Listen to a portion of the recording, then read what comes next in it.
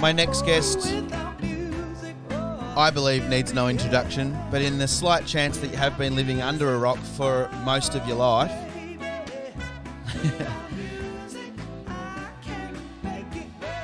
this woman is an absolute champion, a pillar for her community, as much as she probably wouldn't admit it publicly. She's been around for a long time, and we are blessed for that. And her name is Diane Kerr, but you don't call her Diane Kerr. You call her Aunty Di, and she is our morning guest. Good morning, Aunty Di. Good morning. How are you? I'm really good, Aunty. How are you? Not bad for this hour. I don't want to assume that everyone's, just taking it easy and having a nice old relaxing time, because they're not. But you do have the affordability of maybe sleeping in here and there. But I'm trying to figure out how to. That's better. Oh, there you are. Now you can see kind of how you fit in the stream. You can readjust. How have you been? Well, you can many moods. Yeah. Yeah, up and down. Mental health has been a struggle for all of us, I think. But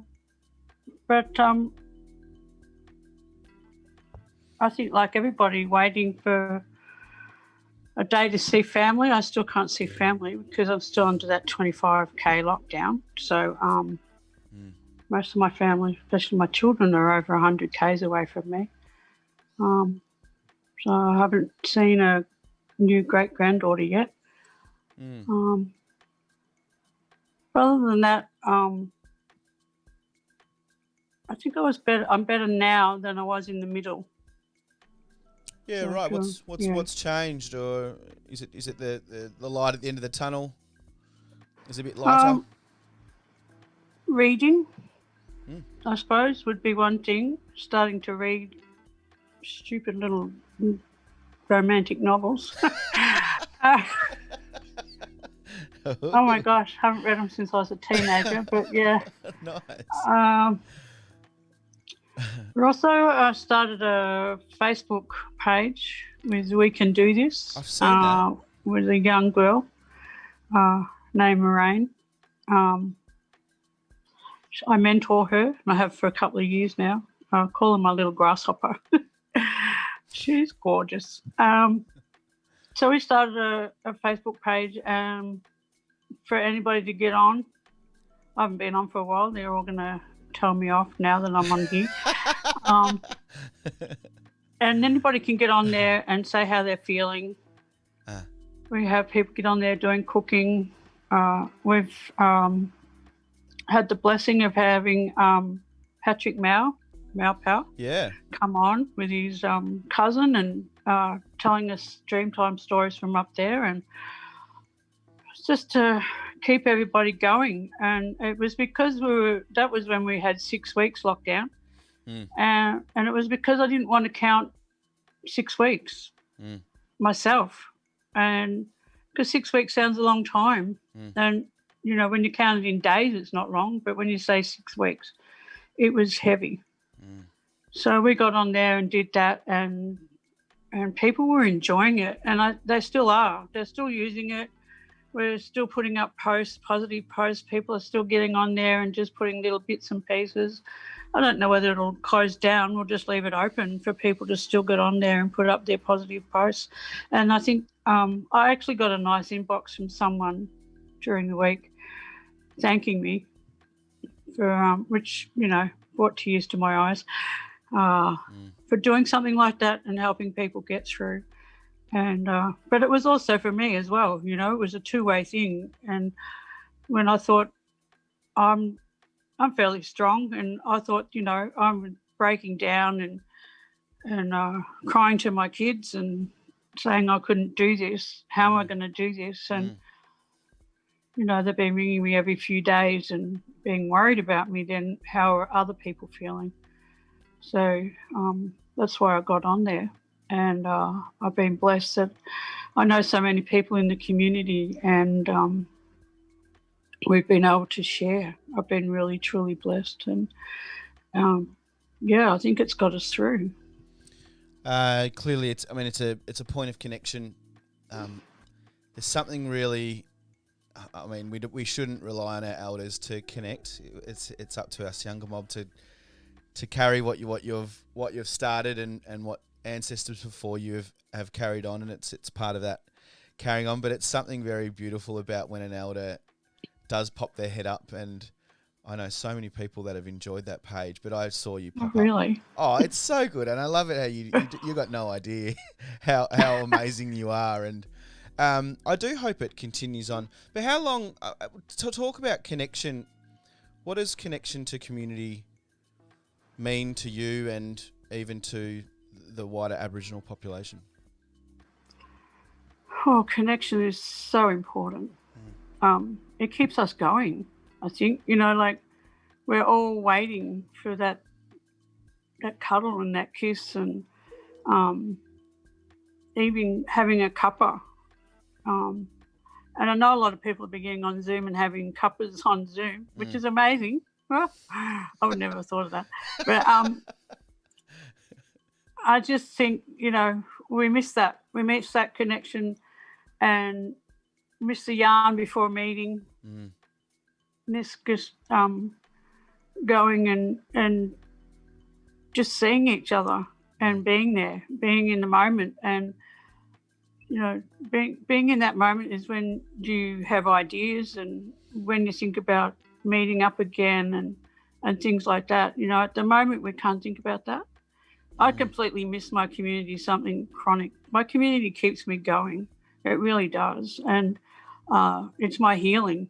My community is my healing. And I've been really struggling with that, not having community around. And I get my strengths from community. I think we all get strengths from community, and it's just us. That's what we are. We're caring and sharing and loving community. And we do bicker and pick a lot, lateral violence, but hoping that this lockdown has taught us to slow down, because we were getting really, really busy, forgetting about each other, and we were getting overconsumed. And I'd had a feeling for about 18 months something big was going to happen, and I didn't know what, but I knew something.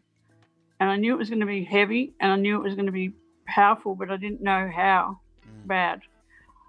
And I kept saying, something's happening, but I didn't know what. And, unfortunately, it was like, wow, extra heavy.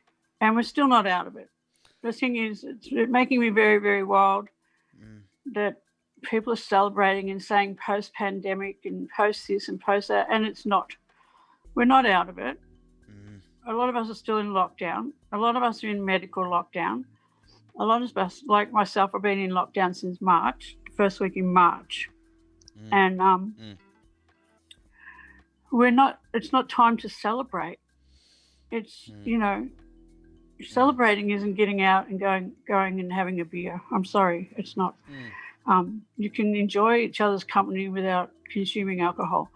But it's also, it's just going and having that social activity. And when I saw how many people were down the beach and in the parks yesterday, my heart was very heavy. And I noticed most people didn't have masks on. And we still need that. We still need that social distancing. And I'm really worried about going out in the community until that is still adhered to. And we really need to be very wary that, even though we're 4 days with zero numbers, I haven't heard the numbers today, that it can still happen. We're not out of it, and we need to adhere to what we've been asked to do. And as an Aboriginal community, I think we've done extremely well. We haven't had any deaths that I know of. And I think that we can, our health services really looked after us, and our special organisations have looked after elders and people at risk very, very well. And I thank them all. I thank them all for looking after vulnerable people, and they've kept us alive. So we really need to really think about what does it mean by post-pandemic, because we're not out of it yet. For people, I'm going to include myself in here. I don't know a lot about your childhood. I only more so know about the time that I've known you. But I know to respect you, and you're an elder, and you've done so much. You've been involved in communities for so long as a leader, but also you would have once been a young girl running around these parts. Yeah. What was your childhood like, and who do you connect to? And I was pretty lucky. I had a good childhood. I had mum and dad, and I have a sister. It was only the two of us, Irene. She works at the League. We grew up in Moorabbin, so on country. I've been off country 12 months of my life when I lived in Canberra, and that was a scary thing. Wow. I worked in the Department of Defence in those days, a long time ago. But I had lots of aunties and uncles around. We always once a month got together and had lunch.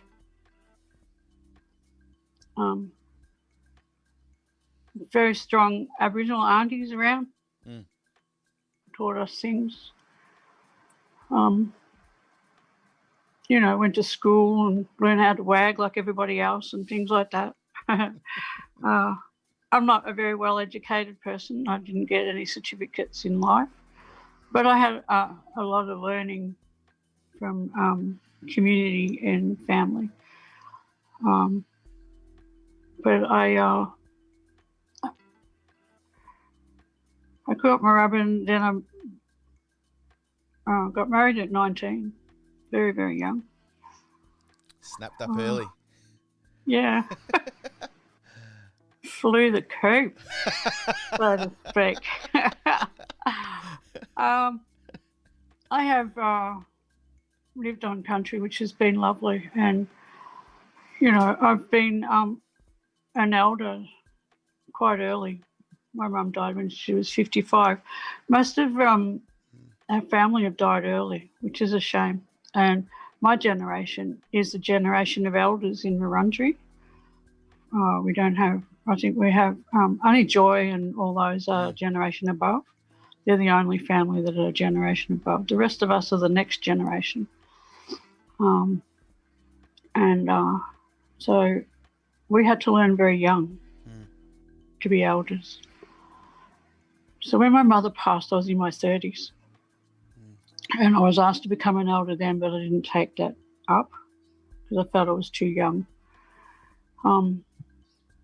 Then a few years later, I took it up because our elders weren't being listened to and some of them were sick. So I took up that journey and I haven't looked back. And I respect my position on behalf of my mother and grandmother. And I work every day on their behalf. I don't work on my behalf. I work on their behalf and my ancestors. And I follow law, and I follow law of country, and it's my protocol and way of life. I don't push my ideals on anyone, but I think we need to go back to our laws and customs and remember that we are on other people's countries when we are, and find out their laws, because the white law is not our law. Hope I can say that. Yeah, you can. Of course. Aboriginal law is the first law, and people should remember that we're on Aboriginal country under this concrete, and that's our country, my country, and I have laws, and that is to respect country and respect each other, basically. Respect the law, to respect country and the waterways, and to look after the children are the main laws. And that's what we do every day anyway, but we have to remember, when we break laws is that we're not, people are getting silly and doing things and breaking things and having, riots and things like that, and just doing the wrong thing, and that is breaking law by not respecting each other and looking after each other. By not looking after our children, it is breaking law, and we have to remember that. And the sooner we remember that on everybody's country and everybody's laws, I think the better we'll be, and the more knitted our community will become. Yeah, a lot of people don't really know where to start with that, especially as a non-Indigenous person. They would say, well, how do I respect country if they would say, well, I don't know you, I don't know an elder in the area. They might have an Aboriginal friend. So how do the non-Indigenous world, work out or find out how to respect country?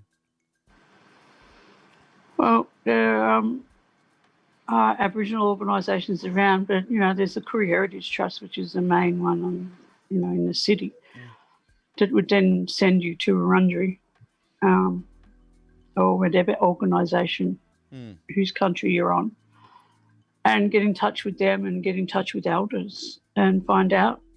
Just ask or look it up on the internet, see if they've got a website, and talk to them.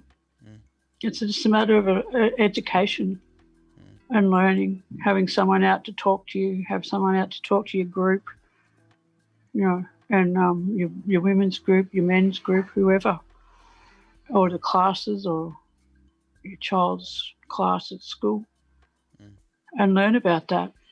And, a lot of people in the wider community actually want to know anyway, I find, especially people that are coming in. They're looking for that connection to First Peoples, and they don't find it. They go, where are you? Yeah. And they're quite appalled that there's nothing there. So they do contact us, and we do have, a lot of people contact us, which is really, really good, and we can share. But it's an education, and I think the more we educate, they educate each other without, really pushing it down each other's throats, the more it's accepted. When you're asked to do a welcome to country, which you would have done just a few over your life, what do you, in particular, not particular what you say, but why do you say what you say, and what's important about, what's the importance to you about when you are doing a welcome? Because a lot of people would have seen it, but probably don't know what's going on inside of you when you're doing it. Welcome to country to me is on behalf of my family and ancestors, about welcoming people across the border of someone else's country to my country and my traditional boundary.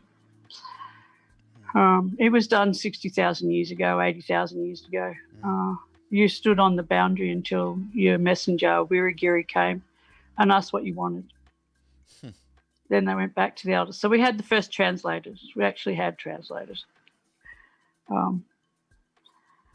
And then when the elders gave you permission to come on country, you went through a smoking ceremony. That's why we have smoking ceremonies, to cleanse you, because you always came clean spirit to come on country, to sit down with the elders to do your business. So you're always welcomed, and you sipped water, which is water ceremony, to accept the laws of country. And then you did your business. And then when you finished your business, you went back through the smoking ceremony again to leave Wurundjeri business behind and took what you needed. So, and it's about feeling safe, culturally safe on country. And it's about learning, obeying laws. And it's just a holistic welcome. That's why I say from the tops of the trees to the roots in the ground, because that means it's holistic. It's not just, hello, how are you, come in. It means you are wholly welcome. And I don't write my speeches, as you probably noticed.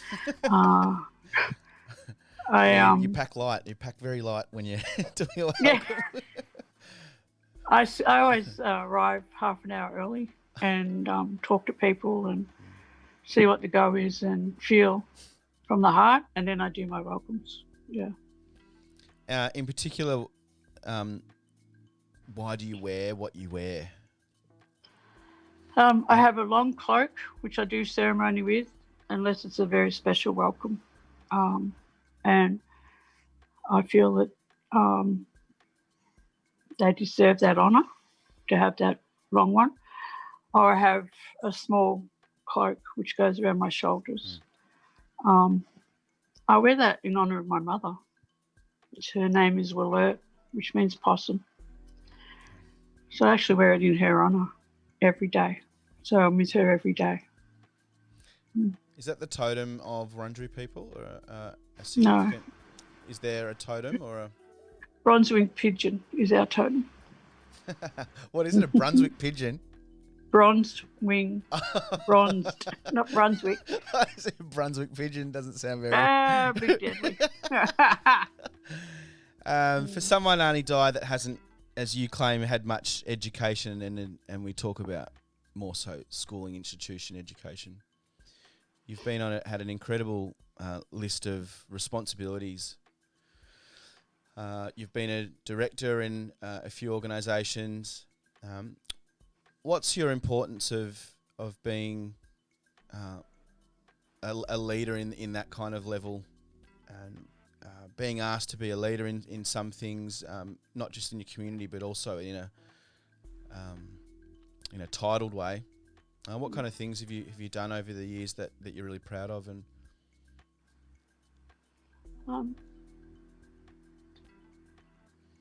I suppose I'm actually proud of being chairperson of Native Title of Victoria.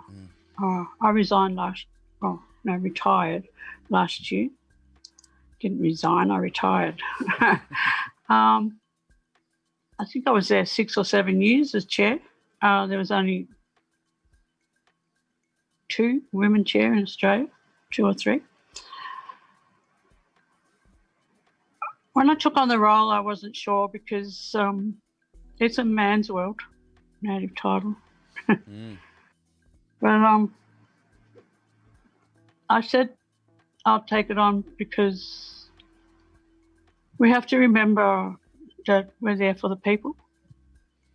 And I wanted to bring that community feel into Native Title.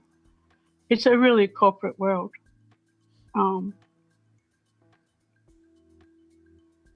But we need to remember who we're working for. And we need to remember that people's lives are important and people's lives are at risk with Native Title and their wellbeing. So we did a lot of wellbeing things in Native Title, and we have a lot of programs that a lot of Native Title businesses wouldn't. And, we rang people when they had fires, bushfires and things, where a lot of Native Title services wouldn't do that because they're a corporate place. So we made sure that we contacted communities when there was deaths and things like that, where other peoples wouldn't do that. We wanted to let them know that we are here for community, and we're also a law firm, So that was good in changing that view. I'm not saying it's the same now, but that while I was there, that view did change in that way. And I think that was a good thing to do. I've been on some, hospital committees, which has been a good journey because, the likes of some hospitals are really stuck in their way because they've been there for 100-odd years. And now that they've got reconciliation action plans, they're acknowledging country at the door. They've got people you're an Aboriginal person, you walk in the door, you're greeted. Sometimes you're a priority. There's all this thing now, and I think that's important. Most of the hospitals have my number anyway. I like a dial an elder. 1-800-ELDER. Yeah. So, I mean, I do that anyway because, care for people on country. So that's just automatic. But because, people come to hospital down here a lot from the rural and the remote communities, and they're lonely. And especially, we have a lot of cardiac and other really serious people's sicknesses come down here, and they're lonely. And they can actually die from just being lonely, which is really sad. If they, we need more things to happen. And with the St. Vincent's, we did do a program where we were hoping to bring in where it was 24/7 care, and it continued till that person went back to the community with everything ready when they got back to the community. So we're hoping to roll that out as well. So that, there's things that are changing, and I think things are for the better. You just touch on a little bit about, for the better, things are, evolving and moving forward. I think about your time as a youngster and getting that tap on the shoulder and saying, would you like to take on an eldership? How do you look at now, looking forward to the younger generation that's coming through? Are you encouraged? I mean, it's a very different landscape to what you were brought up in. Are we meaning younger Aboriginal people, are we in a good spot? Do we need some sharpening up? Are we, or are you really encouraged? Do we need to clip over the ears and focus on some better things? But how do you see? I think the younger generation is solid. There are a few things they need to know, and that's our fault. We were always told to sit and listen and not to open our mouths, basically. And we're also at fault because we said we wouldn't do that to our children, and we did. So it's 3, 4, 5 generations old. But our kids, our younger generation, and I'm talking in the 30s and younger, have got a voice. They actually have a voice, and they have a solid voice. But sometimes they use that voice without permission. That's what worries me. Sometimes their passion is awesome, but sometimes their passion overtakes their knowledge, and sometimes they don't ask first before they say, and that's when they get themselves in trouble. And I think if elders spent more time with them and vice versa, because there is a gap, I think things would be a lot easier for us to work that way. And that's why I like the Koori Youth Council, because that's what they're trying to do. And I have a lovely journey with them since day one. And I'm at their elder in residence, which is, that's awesome. And they tell the minister what they want and how they want and what they want in their community, And I spoke to them about how to speak without raising their voice, and don't get angry, because even if an elder gets angry at you and tells you you're wrong, don't get angry back.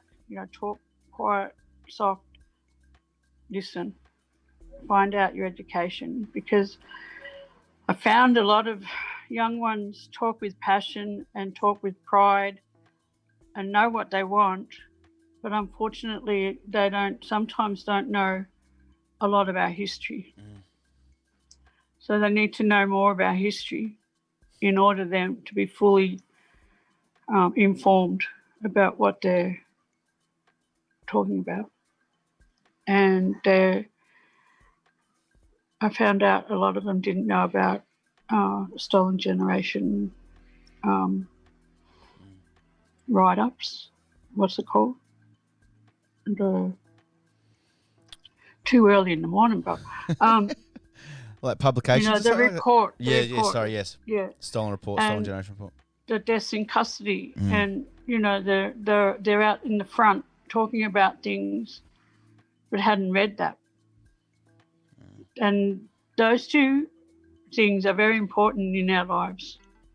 And I said to them, you need to know about these if you're going to be up there, because that is very important in our lives and why we are doing what we're doing. So there's still a lot of learning, but they have the power and they are going to be strong. They just have to remember whose country they're on and getting that permission to voice. Other than that, I love them. You do. You just recently, and I'm interested to know whether or not you, with all respect to the powers that be, unfortunately we're under British reign, but you did get an Order of Australia. Yeah. What was it? What was that experience? And that was quite funny. I got a phone call to say that I thought they said that I was being nominated, and I said, "Oh, what for?" And they go, "No, you haven't been nominated. You are receiving one." And I still said, "What for?" And I said, "There's other people more important than me. I don't perceive myself as a leader. I perceive myself as an elder." And they said, "Well, someone thinks that you deserve it." And I just still don't know who it is. They don't tell you who nominates you, which is frustrating because I'd like to thank that person. So thank you.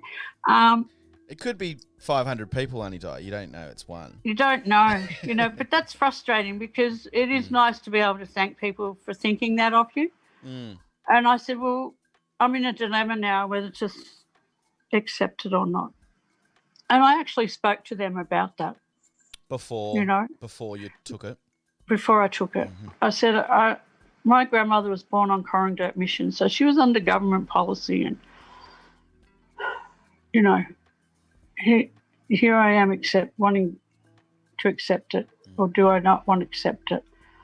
I'm not even on a pension because of my grandmother. I won't accept a pension. And I said, so now I'm in a dilemma because you want to give me this thing. And I called it a thing. And such a good way of taking away the power of the title. And so I thought about it, and I decided to accept it on behalf of my grandmother for her resilience,